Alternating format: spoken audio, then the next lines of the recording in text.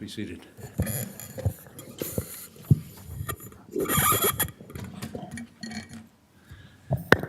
The case we're hearing this morning is styled People versus Delgado.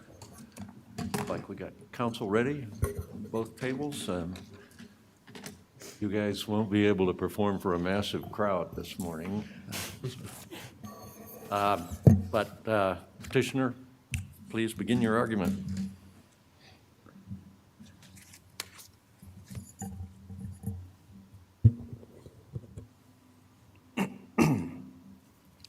Good morning. May it please the court. Kevin McReynolds on behalf of the people. The primary issue in this case is really a pretty narrow one. Whether or not, in the case of inconsistent jury verdicts, whether the robbery and theft guilty verdicts in this case negate one another, that is to say, that they required the jury to reach positive findings of fact that cannot both be true. And in this case, there is no such problem, because they can be rationally reconciled under the facts that the jury applied to the elements to reach the verdicts in this case. Now, to sort of simplify the analysis here, it's actually kind of useful to look at it in the reverse order and look first at the theft and the evidence that was supporting that and how the jury rationally found that conviction. Here we had sort of overwhelming evidence for theft from a person in the testimony of Officer Griggs. Officer Griggs arrived and observed defendant over the victim, who was laying prone on the ground, pulling things out of his pockets, and then walking away when the officer approached him, and then fleeing. The jury could rationally apply that undisputed testimony to find every single element of theft from a person. He was taking. It was under circumstances that did not involve the use of force, because quintessentially the theft from a person statute is pickpocketing or taking from somebody who is unconscious or unaware, and then he showed his intent to permanently deprive as he left the scene. Nothing about that verdict is affected by the fact that there was a preceding act of violence. Nothing about that verdict is irrational, given that he also engaged in separate, discrete conduct earlier before Officer Griggs arrived. I guess I might follow that if the charges had been assault plus theft. But the charges here in the jury verdict here were robbery and theft. And doesn't the robbery verdict show that the jury found, beyond a reasonable doubt, that the taking was effected by the use of force? Yes, Your Honor, and that's what takes me to the second part, which is there was discrete conduct that also showed that he did take through the use of force, because Colorado applies a course of the transaction doctrine where if the force is used at any point during the course of the taking, To effect the taking. rendering a person unconscious does affect the taking. It's a lesser non-included offense. I agree there's only one taking. That doesn't affect the analysis as far as were there rationally different bases, rationally different means by which that taking was effectuated, because had the jury accepted part of defendant's defense that, hey, I didn't hit him, that other guy did, they could have acquitted on the robbery and convicted on the theft from a person as the lesser non-included offense. And that's what we look to in that context too, is whether there was a rational basis for the jury's verdicts. We have that rational basis here. But how can the jury have rationally found that he took by means other than force and that he took by force? Because the jury was instructed, as in jointly approved instructions, to separately consider the elements of each offense, irrespective of its conclusion regarding the other offense. That instruction applied here with a discrete criminal conduct that was committed, both the hitting of the victim and the taking from an unconscious person, makes it rational. See, but I guess my problem, good morning, Mr. Reynolds. Good morning. My problem is you focused a couple of times on the discrete criminal conduct. I understand the point you're making. If we look at this as a sufficiency of the evidence claim, there is sufficiency of the evidence on robbery and the sufficiency of the evidence of theft. Fine. But for purposes of the inconsistent verdict piece, I'm not understanding how we have discrete conduct. There is one theft here that's alleged.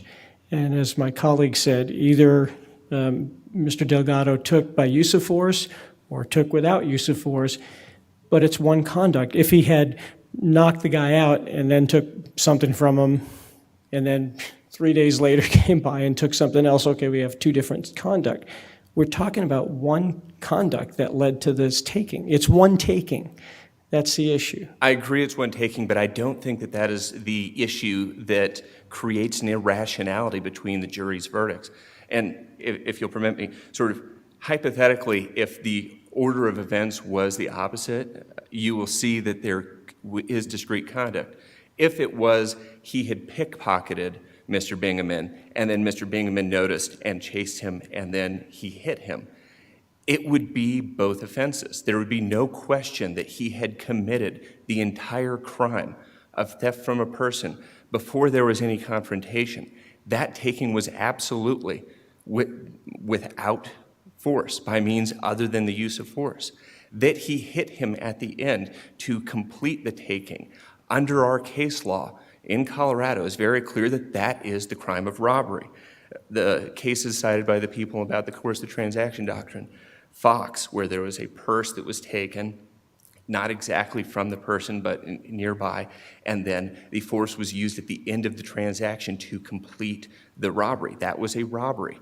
If it had been the hypothetical I'd presented, where it was a pickpocket first and then there was hitting at the end, it would be both crimes. And analytically, the case here is no different. It was by both means. It was by both means because there is evidence where the jury could rationally come to the finding on each thing, and it does not require a positive finding of fact that can't both be true. It can be both with force and without force if we have discrete conduct of using force, as in the hypotheticals or in the shoplifting cases or in Fox, at the end of the transaction. If there was a fully completed separate crime without the use of force, there's no irrationality between those verdicts. So in every case, I'm trying to think of a situation where, in a case where someone beats someone and they lose consciousness and they take something, we always have both robbery and theft. I think that in cases where the person is rendered unconscious, we would have that. I think that that is sort of the key special fact that makes it so that we do have discrete conduct. And more importantly, we have an end or a termination of that use of force, so that there is conduct after that use of force, because he didn't continue using force as the person was unconscious. That is sort of this dividing line that makes it so that in the order of circumstances we have here, it is both crimes. And as a lesser non-included offense, there's nothing legally wrong with convicting somebody of both offenses. Now, I think because it is a single taking, there is some identical evidence there. It would always be a concurrent sentence. But as far as legally, could a jury rationally reach both conclusions? Yes. Does it create a positive conflict where they are both believing and not believing something? No. And so, I hate to keep throwing hypotheticals at you because usually that's your job, but sort of why it has to be a factual analysis is sort of illustrated by if you looked at sort of different facts where we would have, it had to be one or the other and the jury couldn't make both findings, in terms of supposing the victim claimed that he'd been robbed at gunpoint and the defendant instead claimed, no, I pickpocketed him and then when he noticed I ran away. Now there, if the jury convicted of both offenses, we would have an inconsistent verdict.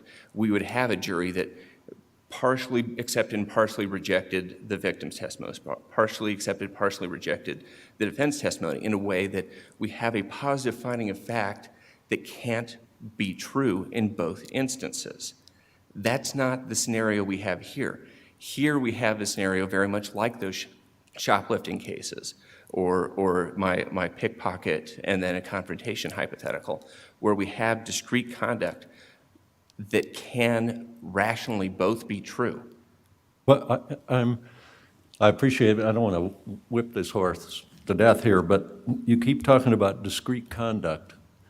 But with regard to the act that's at issue, taking by force and taking other than by force, is there discrete conduct? Yes, Your Honor. And say again how you reason that. I'll reason it, and I'll keep doing it in this order because I think it's the way that's easiest to understand it. There was a taking without the use of force from an unconscious person. We have really overwhelming evidence of that. That taking was by that means. An unconscious person, there's no force, it wasn't like a purse snatching where there's breakage of anything. That taking was absolutely without the use of force.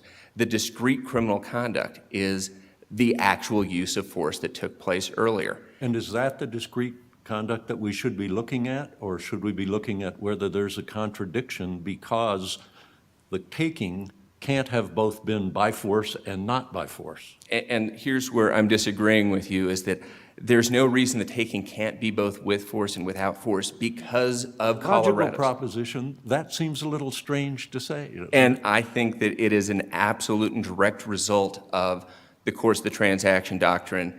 I always mispronounce this, Bartoszewski, and all of the cases that follow it in terms of saying, in robbery, what we care about is that there was this violent confrontation and we have a taking.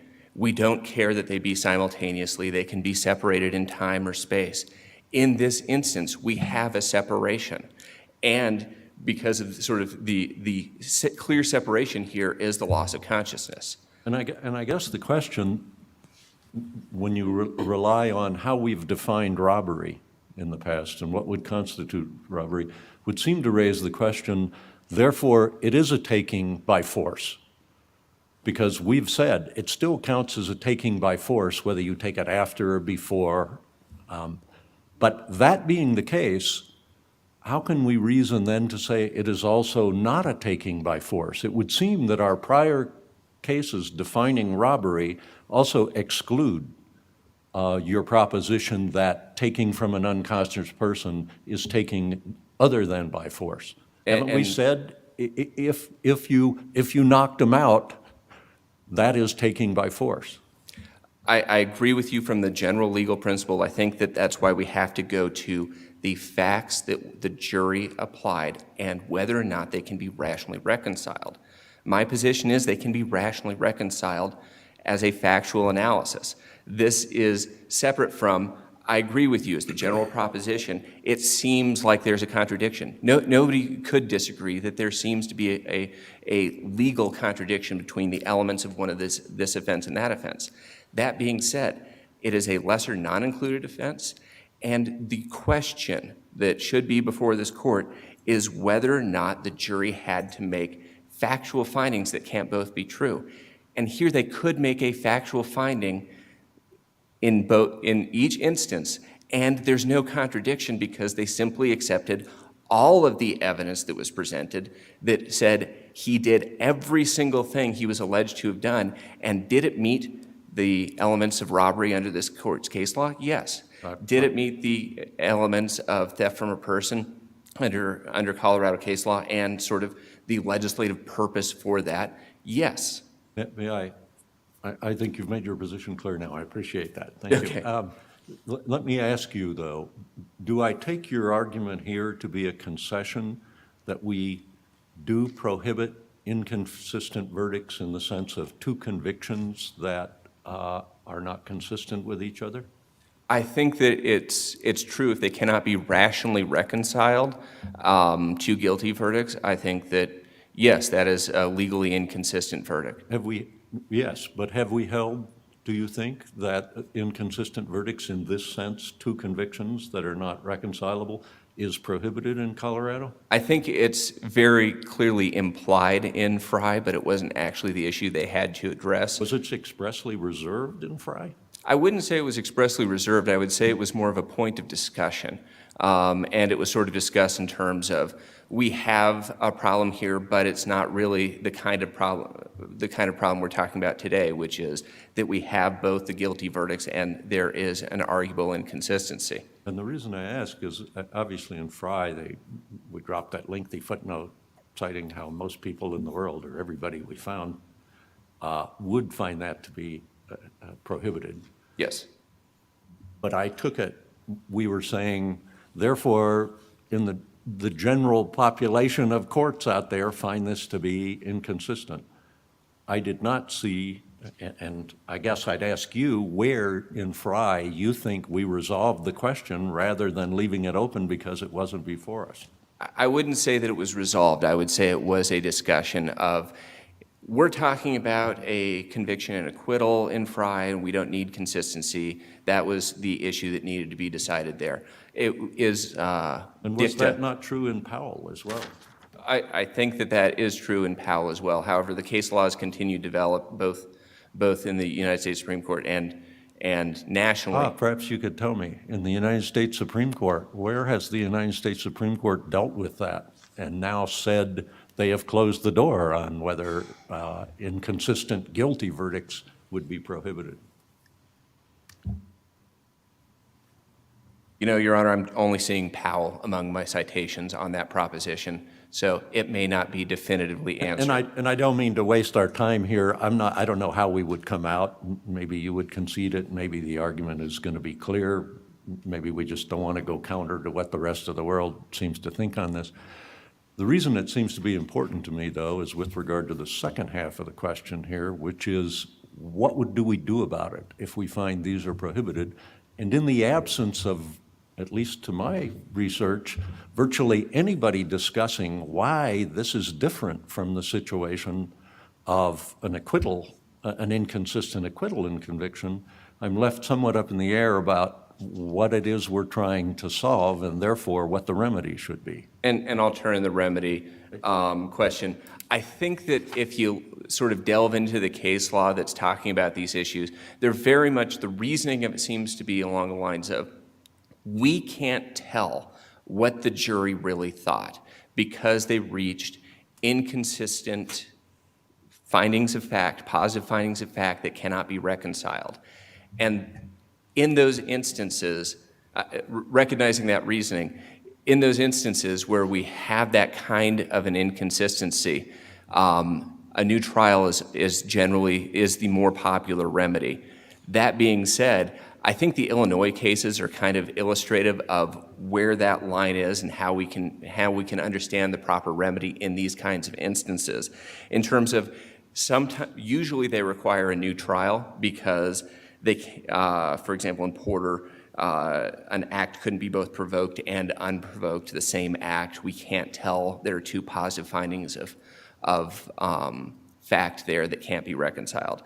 But in Price, they affirmed one theft versus another where there was everything about the prosecution's evidence was accepted. And what we had was a contradiction between those convictions because it was two means of committing the same act that were not necessarily contradictory. And I think that's where we fall in this case.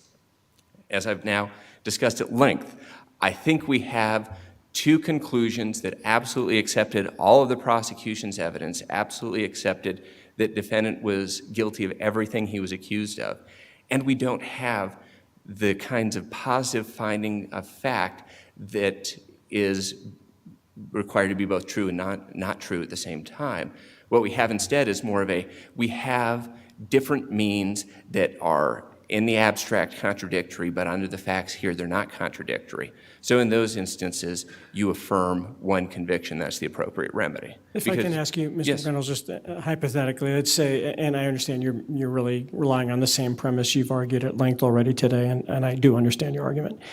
Hypothetically, were we to disagree with your premise, would you agree we need to remand for a new trial at that point if we don't agree with your premise? I don't think so because I think we don't have any rejection of any of the jury's verdict. And again, that's sort of the question is, are we confused about what the jury thought? No, we're not. They thought he was guilty of every single thing he did. Well, let's say we disagree with that and we come to the conclusion we can't tell if the jury concluded he committed this taking with force or without force. How do we maximize? We don't know which one the jury found if we take that premise.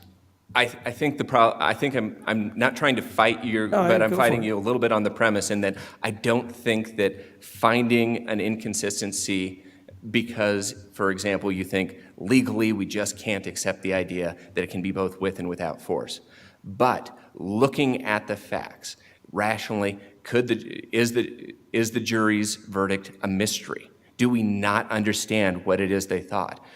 I don't think that that's true here. I think that because the evidence is so overwhelming, I think because the separate verdicts instruction, they did exactly what they were told to do. And they reached the exact... And I understand your point, and Yes. I have to say, I think it's unfortunate, as I recall, certainly not your fault, but the prosecution injected this problem at the last minute, if I remember the facts right, and asked for that instruction, which brings us here. And I don't know why if the case is so overwhelming, what was the point of that? But that's an aside. But just take for just argument's sake that we were to conclude there's inconsistency here because we can't tell if the jury said taking with force or taking without force. If we were to reach that conclusion, do we have to remand for a new trial? I think that that is the correct resolution if the jury's verdict is shrouded in mystery. I don't think that even if you find an inconsistency here, that the jury's verdict is shrouded in mystery. And just sort of to respond to your point about the injecting the issue, I agree the prosecution asked for this lesser non. I think it was a reasonable thing to do because there was a fight about whether or not defendant was the one who hit him or the other bystander was. And so requesting a lesser non under those circumstances makes sense because you can rationally reject the robbery conviction and convict of that lesser non. I don't think that we should think that they injected this entire error into the issue because defendant never raised this inconsistent verdict claim until appeal. That is why it is reviewed at best on plain error review. And that is another reason why I would really counsel against a new trial remedy in the first instance here, where we're having to say both reasonable people can disagree as to whether or not there's an inconsistency here. There certainly was no case law guidance to say there was an absolute inconsistency here that was so obvious the trial court should have figured it out on its own when no party objected, especially after the jury was polled. And then to the further point about the remedy, if defendant had raised this and they'd resolved it at trial and then for the first time on appeal, defendant had asked for a new remedy of a new trial instead, I don't think that you could have granted that under this court's case law because Colorado case law required a maximization of jury verdicts result. And I don't think that it would be appropriate to give a better remedy for completely sitting on your hands and absolutely taking no action to correct this issue, which, according to the case law, the best way to resolve these types of issues is to recognize them when the jury comes back with both verdicts and to then seek further clarification from the jury. That wasn't possible to do here because nobody saw a contradiction, and the case law certainly didn't make an obvious one. Mr. McReynolds, go ahead. Oh, go ahead. Yeah. What rule do you want us to establish? You've used phrases like shrouded in mystery and rationally reconciled. If you were writing this opinion, what rule would you use? Well, I would say up front, the proper test for whether or not the verdicts are inconsistent is whether they can be rationally reconciled. Here, I think they are rationally reconciled, and I think that's the end of the analysis because both convictions should be affirmed. If we get to the point of remedy, I think then it becomes a question of if we have an inconsistency and based on the evidence, the facts that were before the jury, we can't tell whether the jury accepted all the prosecution's evidence or rejected and accepted it inconsistently. If they rejected it and accepted it inconsistently, we have sort of a mystery. We don't really understand what it is the jury found, and so we should have a new trial. And so, go ahead, no, finish. If instead the jury accepted all of the prosecution's evidence, then we have, the jury found he was guilty of everything he was accused of doing. We don't have a confusion about what it is that what they thought, and we should maximize the effect of the jury's verdict despite the legal issue that arose. And so, since you've acknowledged there's only one taking, what's the remedy here? Is it concurrent sentencing? Is it vacating the theft? What So primary remedy is affirm the convictions. They were concurrent sentences. I acknowledge they have to be concurrent sentences because of one taking identical evidence. That would be my first suggestion. If in the alternative you do find an inconsistency that you can't rationally reconcile, but you do accept that the jury accepted all the verdict, you should affirm the robbery conviction and maximize the effect of that jury's verdict. All right, final question, then you yield the floor. You said rationally reconciled is the test. What's the genesis of that test? Where do you find the best articulation I of would that? point to, in the reply brief, I cited a series of state cases that use that rational language. I would also point to Frey itself in terms of how it conducted the analysis of looking at facts, not elements, in terms of seeing an irrationality. You couldn't reconcile the menacing and the sexual assault findings from the facts that were presented to the jury because it required sort of accepting and rejecting parts of the victim's testimony. Right, thank you. And if I could very quickly, I was going to ask you to embellish on your phrase, whatever it was now, about mystery of the jury's verdict. I'm going to go the other way and ask you why, even then, you would say the rationale would be to grant a new trial. And particularly, I wanted you to maybe address some of the rationales that Powell used, that we talked about in Frey, particularly those having to do with the sanctity of the jury's deliberation process in a criminal case, and our acceptance that juries may do many things, compromises, whatever they're doing, but as long as there is sufficient evidence and they come back with a clear verdict, why is it that we would then decide whether they were confused, whether we can rely on their verdicts? How is this case different from the acquittal conviction situation of Frey? So I think the way the case law is developed in terms of how why we distinguish those two different things is that while we don't want to be guessing or interposing the court in the question of deciding guilt or innocence, or guilty, not guilty. And I think that line in terms of the reasoning for where new trials are appropriate versus where affirming the jury's verdicts is appropriate is that you don't have to get into guessing getting the court involved in determining whether or not the defendant was guilty or not guilty. And I think that's why it distinguishes the acquittal conviction scenario from the conviction scenario, is that where we have a jury that makes positive findings of fact that are absolutely contradictory, that require them to have accepted in part and rejected in part the prosecution's case, we really don't know what they decided beyond a reasonable doubt. It is unclear. And I think that's why number one, why guilty requires a little bit different analysis than guilty, not guilty, and it also sort of to answer why we care and why we should, where the line is in terms of getting involved in the juror process. And you see, I'm sorry. I was just going to say, and you see that as different from the situation in which we have an acquittal and a conviction that are clearly contradictory and can't both happen. Yes. And the reason is because juries can acquit for lots of reasons that have nothing to do with finding every element beyond a reasonable doubt. They can only convict for finding every element beyond a reasonable doubt. And given that, I think that where there's that contradiction that is a positive conflict where they believe both true and not true and don't accept all the evidence. Thank you. I apologize. You got a little time left. You want?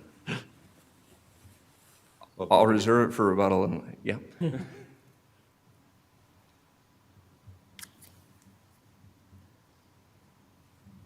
Good morning. May it please the court. Elizabeth Griffin here on behalf of Johnny Delgado. The test that applies is the one that this court stated in Frey, which is that guilty verdicts on crimes relating to the same conduct that are legally and logically inconsistent should not be sustained when an element of one negates an essential element of the other. And just to get right into your question, I think that's right, that you haven't actually had an opportunity to make that ruling because the issue came to you, well, in Frey, you decided, based on Powell, that because they were guilty and not guilty verdicts, that they didn't need to be consistent. And then in Candelaria, when the issue came up again, you decided that the two guilty verdicts were not actually inconsistent. But of course, in Candelaria, you repeated the language from Frey, noting that this is generally how it's dealt with. Was that in the CF citation to Frey and the parenthetical after it? Is that what you're referring to? I don't remember if there was a CF, but I remember that there was a citation to Frey with the quote of that language from Frey, but that the court that was not the holding, because you didn't have to address that issue. But to get to the point that the trial court had no guidance, that's wrong, because not only has the court given these clear signals in Frey and Candelaria, but the Court of Appeals has ruled many times that this is the rule in Colorado, that you can't have inconsistent guilty verdicts.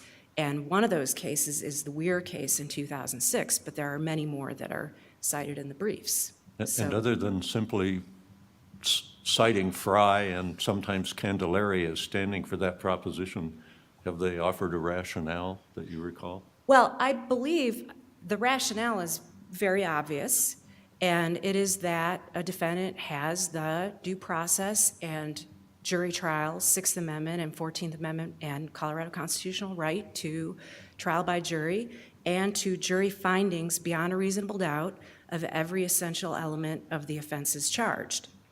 And so that means you have to have an actual valid finding of every element. And the reasoning behind all of the cases, as far as I know, all of the jurisdictions and circuits that have addressed the issue do say you cannot constitutionally have inconsistent guilty verdicts because if there's an affirmative, a positive jury finding that beyond a reasonable doubt, unanimously, that the defendant actually didn't do an essential element, then you can't possibly have the right to jury trial and the jury verdict that you're entitled to under both the federal and state constitution. So it seems very apparent to me what the basis for the rule is. Even though there was sufficient evidence Sure. on all of the charges? Sure. I realize in a number of the cases that we have cited forever and look at, and the ones in the long footnote in Frey, we see language like, it would be repugnant to allow both convictions. But I guess I don't recall ever seeing a rationale in terms of constitution or statute about why that would be the case. Well, if that's right, maybe it's because it's so obvious. And I can't tell you right now which of the cases actually explain the constitutional basis, but in my brief I explain the constitutional basis, and it's the Gowden case and the Apprendi case and the Sullivan case and your 6th and 14th Amendment rights to have jury findings beyond a reasonable doubt on every essential element, which you clearly do not have if they're also finding the exact opposite. So to the extent any of the circuit court cases don't get into the basis, I think it's probably because it's just so obvious. And, I was going to ask one more, and I'll leave this one go, but I guess as I was asking your opponent, it seemed to me part of the rationale in Powell and in Frey had to do with not being able to get inside of a criminal jury's verdict. We don't do general verdicts and interrogatories to test whether they really understood what they were doing or there's a conflict. And at least from the acquittal conviction inconsistency cases, it seemed to me part of that rationale, part of it were other things, they listed 3 or 4 things, but part of it was this business about us not being able to get in and test what the jury was thinking. And even though they were doing some things that were not consistent with actually making those findings, nevertheless, if they didn't violate some rule like there was insufficient evidence, that we're not going to test their verdict. I understand your rationale about broadly these due process right to a jury And Sixth Amendment. question as sort of saying, well, we can test their verdict. And in some cases like this one, we test their verdict and we decide if it's inconsistent, then we won't believe what they did is valid. Would you care to respond to that? Or? Well, correct. I mean, I think the difference is, you know, in Powell and Frey, they were looking at one verdict that was an acquittal, and they were saying, well, we're not going to question why they acquitted him because that's not something that we do. An acquittal is an acquittal, and we can't ever question that. Here we have the two positive findings negating essential elements, and they are effectively acquittals of essential elements, which is why, you know, jumping ahead, it's my position that retrial should be barred by double jeopardy, because I think it's similar. I think that there should be issue preclusion because this jury has made unanimous beyond the reasonable doubt findings negating essential elements. Ms. Griffin, would it matter in this case if the defense had asked for the lesser non-included of theft from a person? Because the instruction you would give then would be that you can find him guilty of robbery and you can find him guilty of theft from a person. And would then the argument be, look, one element negates the other? We'd have basically the same verdict, but if the defense's theory was, my guy committed committed theft, but he had nothing to do with knocking him out. I think that's an interesting question because what you might do in that situation is blame the defense and say, well, you injected the error. And I'm not going to comment on whether that would be correct or All right, not. let's put waiver aside, I mean, or But invited here error we or have the whatever. opposite. I understand, I'm just saying that, but your rule would say if you have inconsistent findings from the jury, both of them have to go. And so is maybe there an exception when the people charge it that way? I'm just saying, it seems like to ask for that lesser, instruct them that they could find them guilty of both, and then find that that verdict is inappropriate seems a little counterintuitive to me. Well, the problem is that the jury needs to be told they can't convict him of both. I mean, it's very simple. It's a very simple solution to this problem. If the defense had requested this as a lesser non-included and gotten it, then Well, the and they would have been jury... entitled to it if that was the theory of the defense, right? I mean, Sure. Then the jury would be instructed, or should be instructed, you can't convict of both because it's a lesser non-included, and we wouldn't have this problem. Here, the prosecution added it, of course, before trial, which is why they were able to do it, and we objected. And they not only didn't ask for an instruction that the jury can't convict of both, but they asked for an instruction that told the jury the verdict on one has no effect on the verdict on the other, which is incorrect. That is affirmatively wrong, and the prosecution submitted that instruction. And the prosecution actually argued in closing, convict him of both, please convict him of both. So really, if this court didn't go along with my double jeopardy argument and agree that a retrial should be barred on both, that is part of the reason why, if one of the convictions is going to be vacated, it would have to be the robbery, because it is the prosecution that shouldn't benefit from this mess that they created single-handedly and through many steps. And it really was an obvious error. I cannot account for the court's failure to recognize it, but it really was, it was right there when you look at the instructions next to each other. It is screaming from the page. I just wanted to comment on some of the state's cases. I know I addressed the ones in the opening brief in my answer. I haven't had an opportunity to address the ones in the reply, and I just wanted to point out again that the cases generally address different situations. Those being, a lot of the cases are inconsistencies between guilty and not guilty verdicts, regardless of the description that was given of them. Many of them are actually guilty and not guilty verdicts. And one new case that says that in the reply brief is the Carmona case. Or they involve verdicts that aren't actually inconsistent, either because there are successive crimes, like, you know, a shooting of one guy and then a shooting of another guy. It's just two different crimes. Or different mens rea, but as to different results in a way that the court found was not inconsistent. So there was no inconsistent verdict to begin with, according to those courts. Or there really was no inconsistent finding at all, but it was a case that the legislature didn't intend there to be convictions on both of these crimes. And that's like the U.S. Supreme Court case of Milanovic, which involved the larceny and the possession of stolen property. And the case that the Attorney General cited in its reply brief that's like that is Price, and there may have been one other. And I'm sorry, the new cases in the reply brief that didn't involve inconsistency because they were either successive crimes or different mens rea as to different results were King and Stoltz. And I think I addressed most of the opening brief cases.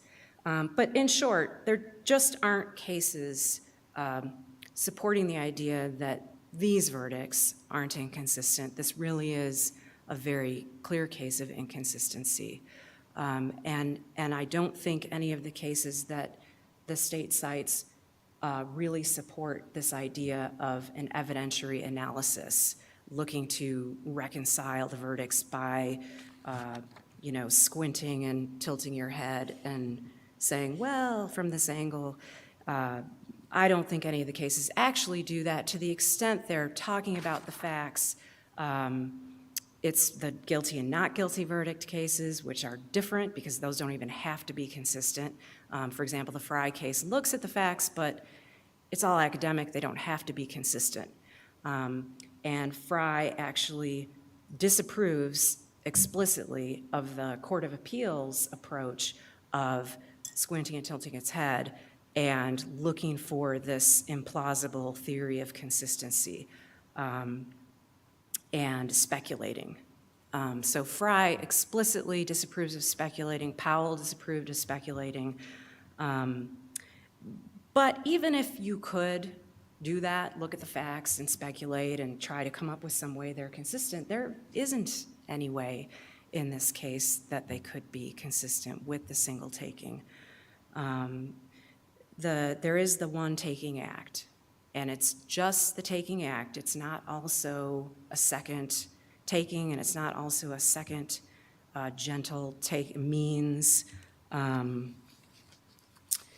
And I wanted to address the hypothetical raised by the state, which was the pickpocket, where first you pick the person's pocket and then you run away and they chase you and then you beat them up.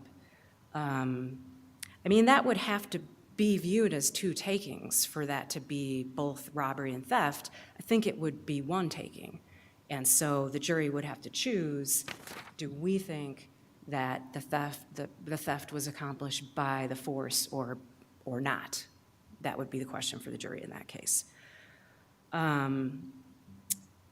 This court has actually said in the Warner case in 1990 that the purpose for the theft by receiving statute was to cover thefts from the person that did not rise to the level of robbery.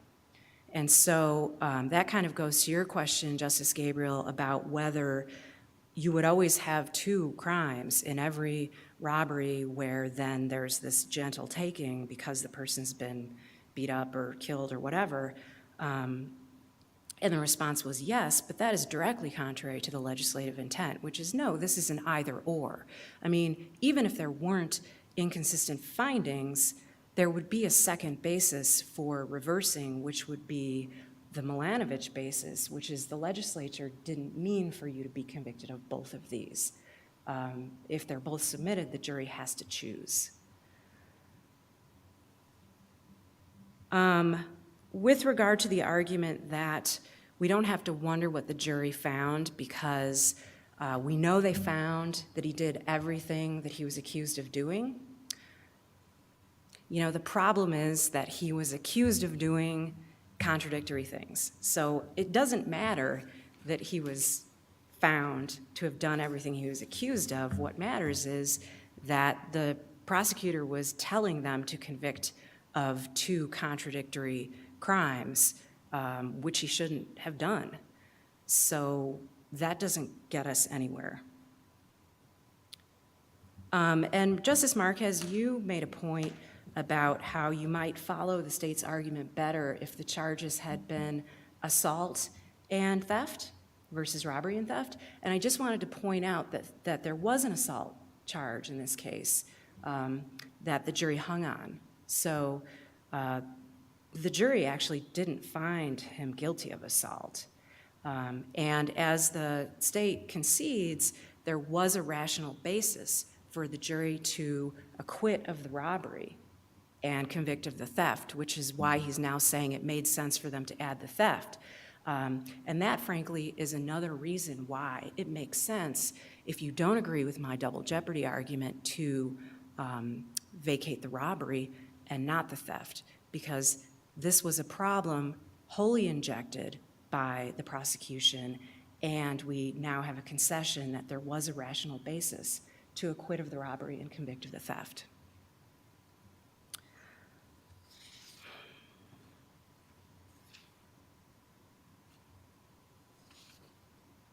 So are you suggesting that that should be the remedy rather than just remanding for a new trial because of the inconsistency? I think that would be an acceptable remedy in this case, particularly because of the way this came about. Okay, thanks.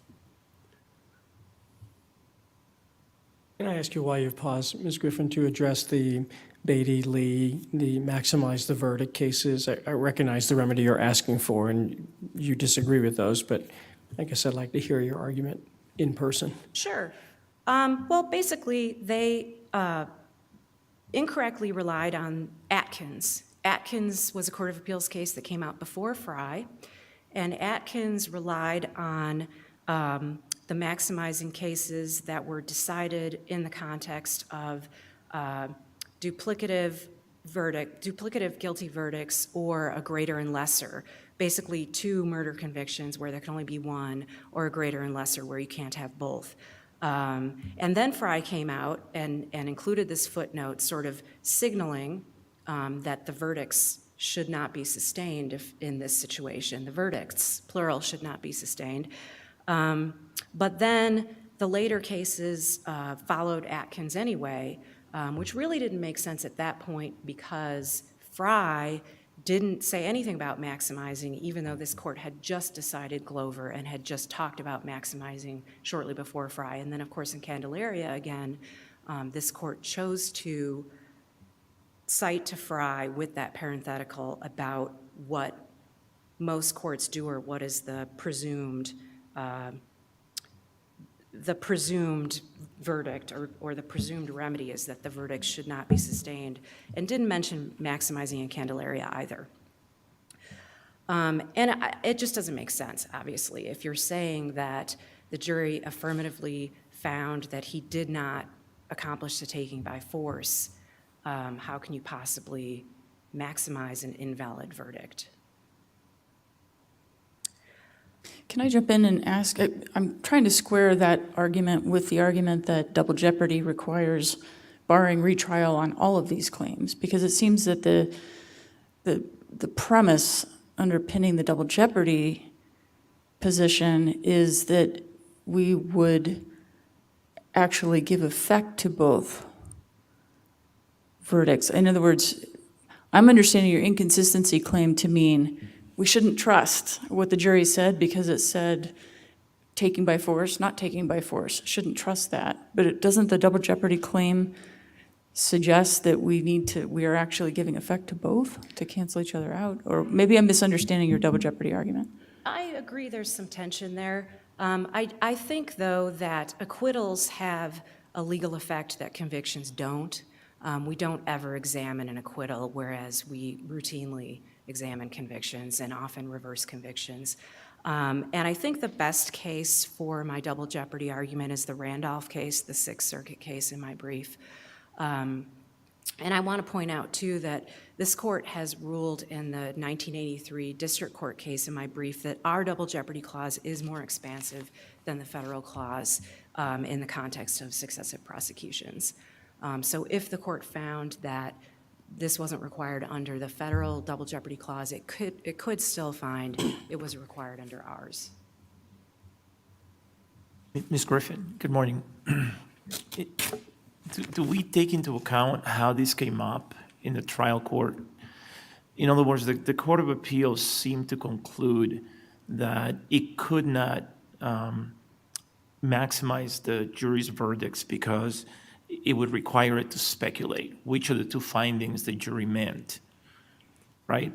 And then, they said, well, there's no way to know, did they mean by force or did they mean by means other than force? But does it matter how this was presented to the jury and how the jury was instructed?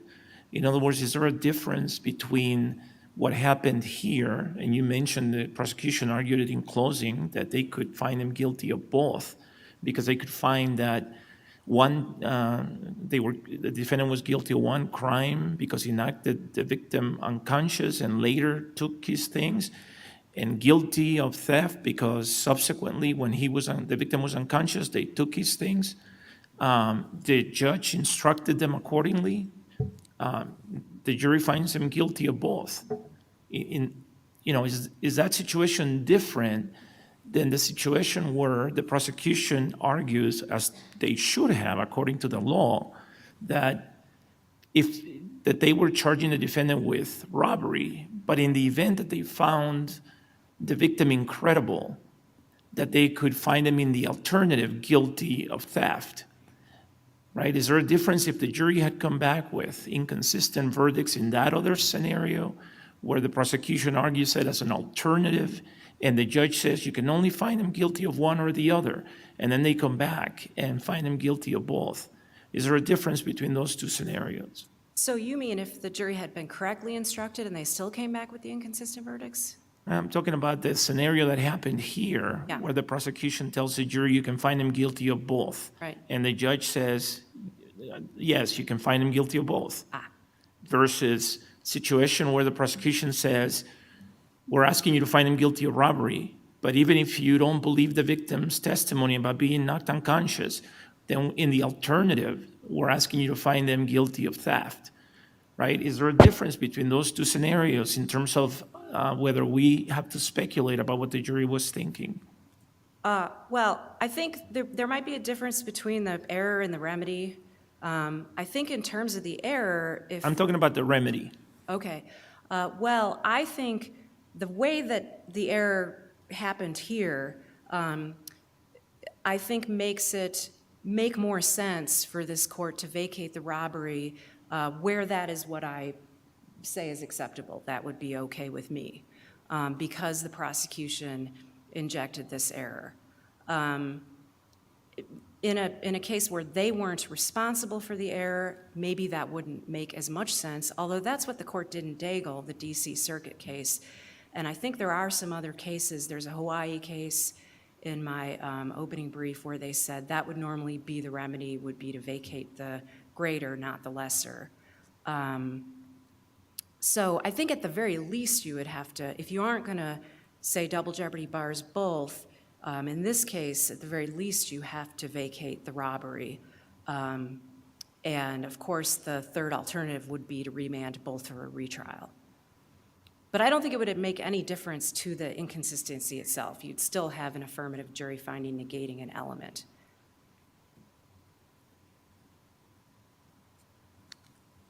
Unless the court has any other questions, I will ask the court to reverse. Thank you. I mean to affirm. Thank you.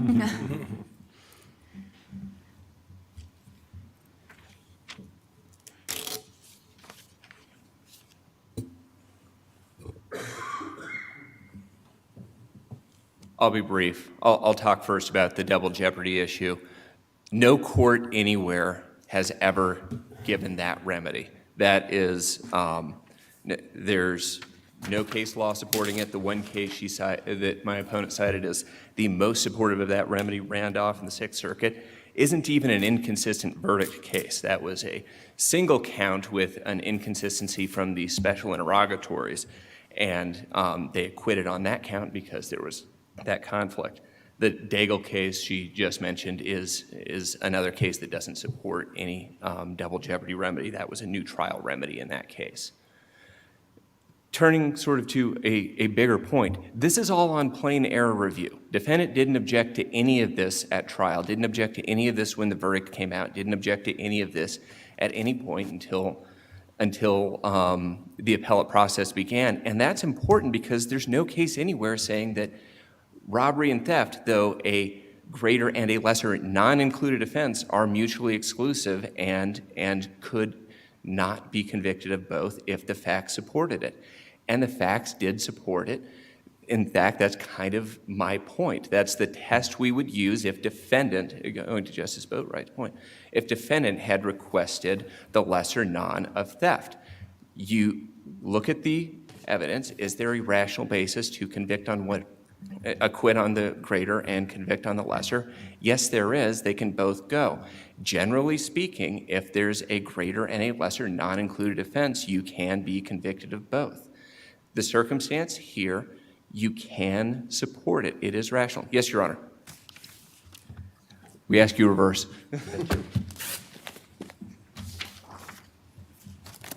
You have to say farewell, Chief. I'm going to, just a minute, looking. Okay, we appreciate the arguments of both counsel. The case will stand submitted, and we're going to be in recess until this afternoon.